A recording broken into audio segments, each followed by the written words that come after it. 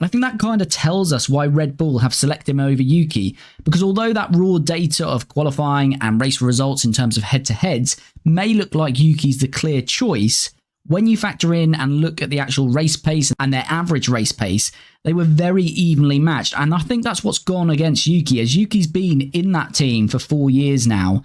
And to get that Red Bull seat, he would have had to actually really dominate Lawson, have a clear pace advantage during that last quarter of the season and in the post-Red Bull test, which hasn't been the case. The other concern would be that whilst, yes, 2021 was his debut season, he was up against a more experienced driver in Gasly. In both 2021 and 2022, he was second best to Pierre, a driver himself who couldn't cope with the Red Bull seat. I think the final element is Yuki's temperament. Now, for me, I've not got a problem with it at all. I love drivers with emotion, and Yuki's got that in abundance, but perhaps Red Bull feel he wouldn't cope with the pressures of the main team. Red Bull and Horner, they feel that Lawson has got more potential. He's got a higher ceiling to develop, and they've obviously looked at Yuki over the last 4 years and don't feel it's the right call. That said, going through that data today, it does show that Lawson gets better once he's had a year in the sport. So Red Bull could have provided Yuki perhaps a 1-year deal at Red Bull and Liam that RB seat and reviewed it at the end of the season. Yuki served his time at Red Bull, and perhaps he deserved at least a shot to showcase whether he has the ability to do it in the Red Bull team, especially when the past has shown throwing Red Bull juniors with a lack of experience in Pierre Gasly and Albon into that team hasn't worked. But essentially, it's not the decision Red Bull made,